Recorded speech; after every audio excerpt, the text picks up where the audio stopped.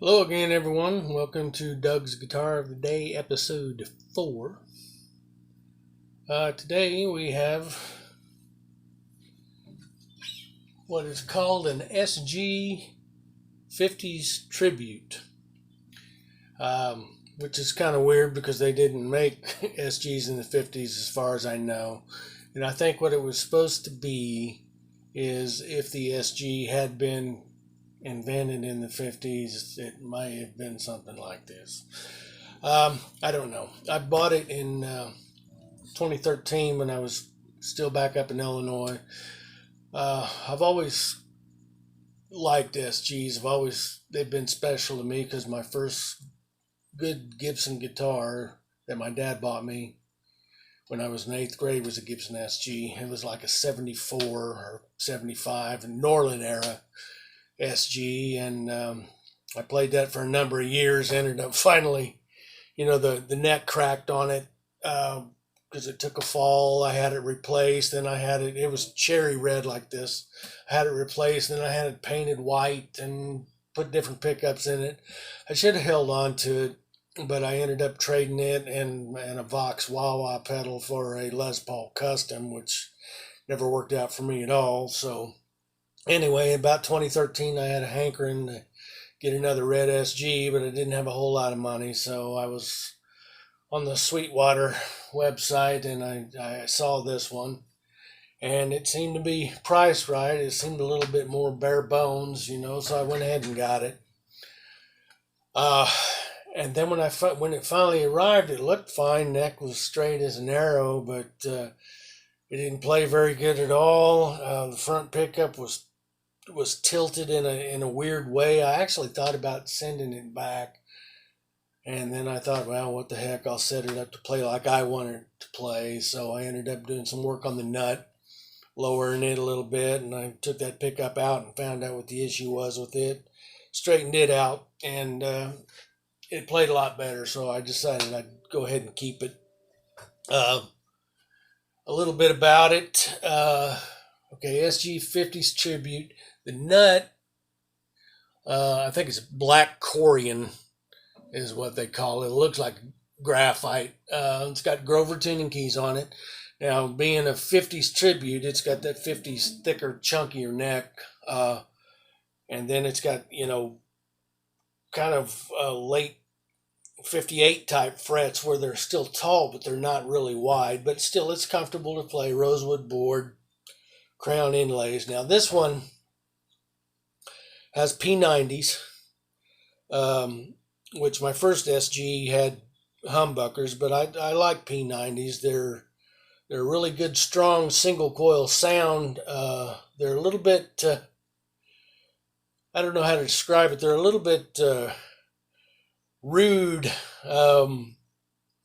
if you got the volume turned up. They're a little bit kind of, I don't even know what the word to describe it is, but when you turn it down anyway, they clean up a little bit. It almost gives you kind of a fat telly sound. So here's the lead pickup all the way up. It's quite powerful, and it doesn't really have a lot of high end, but if you turn that volume control down, that twang and that high end comes back, and you can, do some pretty decent, country or clean type licks with it too. Anyway, I ended up using this a few years later after I bought it for my daughter's wedding. I bought a wireless unit, and I walked her down the aisle as I was playing Pachelbel's Canon in D or whatever, and I let her pick out the guitar that she wanted to use, and she picked this one. So I started thinking, now I've got P90 pickups, or is there any trouble that I'm going to have a noise problem, with the single coil pickup? So to make it easy on myself, what I did was, usually you have a volume and tone control for each pickup on a Gibson. You have 4 controls and a switch. And I took this thing apart and rewired it. Now, when I took it apart, I realized it had what was called plug-and-play electronics, where all your electronics are mounted on a single circuit board, and everything that's wired to that circuit board has a quick connect connector. So, I mean, there's really nothing wrong with that, but it makes modification next to impossible. So I took all the circuit boards and all that stuff out. And while I was at it, I decided I would just make it easy on myself, and instead of having a volume and tone control for each pickup, I took both of them out and I rewired it so I had a master volume and a master tone. Kept the three-way toggle switch, but then I did a little trick that I read in Guitar Player magazine back in the 80s. Now, both of these pickups, being single coil, will pick up 60 cycle hum from beer lights, fluorescent lights, computer monitors and stuff like that. But if you take one of the pickups have two magnets. P90s have two magnets on the underside of them. If you take that pickup apart and you flip both of those magnets so the polarity is different on both of them, then your pickups will be out of phase. But then if you reverse the hot and the ground wire after you flip the magnets, it puts it back in phase. But also what it does, it cancels the noise when you're using both pickups together.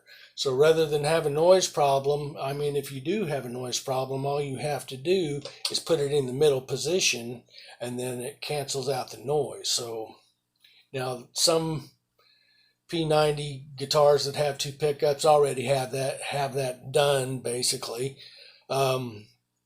Reverse magnet, reverse wound. I had to do this myself on this, but it did work. So, which was a good thing, because when we did the wedding gig, there was a noise problem. So I left it in the middle position, rolled the tone back a little bit, and got through that. Anyway, sound-wise, sounds really good.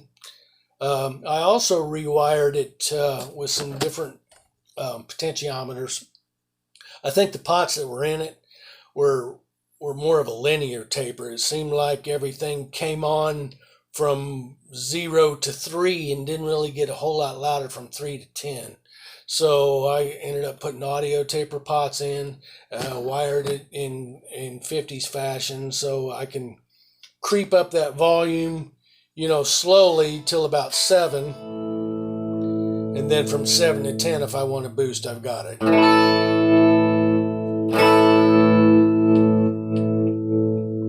So master volume, master tone, one switch, real simple.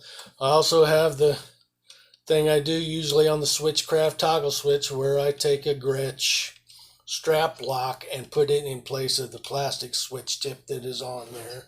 I do that with most of my Gibsons, like I mentioned earlier.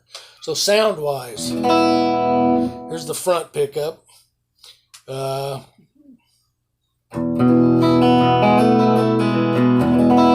That's about 7 on the volume. If I were to run it up, it would get a little bit more woolly sound and not quite as bright.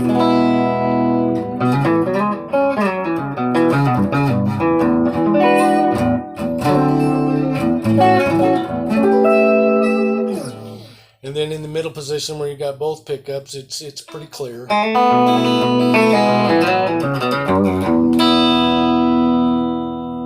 Pretty bright.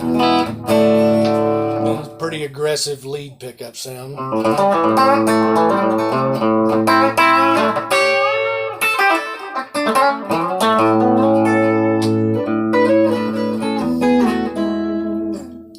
I just came in from working in the yard, so I'm a little bit ham-fisted today. I'm trying to think. This guitar, rather than have an ABR bridge, has a tune-o-matic. It still intonates well. Regular stop tailpiece. Looks like one-piece mahogany neck, one-piece mahogany body. Another weird thing about it is most Gibsons have 22 frets. They put 24 on this one. Usually an SG, where the neck is glued into the body, there's a gap right here between the 22nd fret and the pickup. And usually there's a mustache-shaped piece of plastic that they put there that's held with 2 screws to hide that neck joint. And what they did on this is they just extended the fretboard to cover that. I really don't need 24 frets, but I guess that extra 2's there just in case. So demo-wise, what I thought I would do, since this is a red SG, is jam along to an AC/DC track. Now, of course, Angus Young's SGs are 61 Les Pauls, which is kind of the same thing. I don't know exactly what he plays. His have humbuckers in them, but I don't have any SGs with humbuckers, so let's see what we can get done here. I won't play the whole thing. I'll start about maybe halfway through and get that lead solo in there. Hope this isn't too loud and too rude.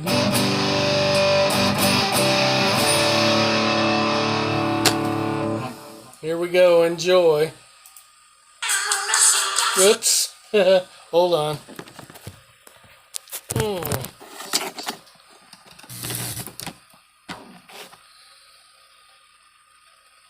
Nothing like dead airspace. Let's try it now.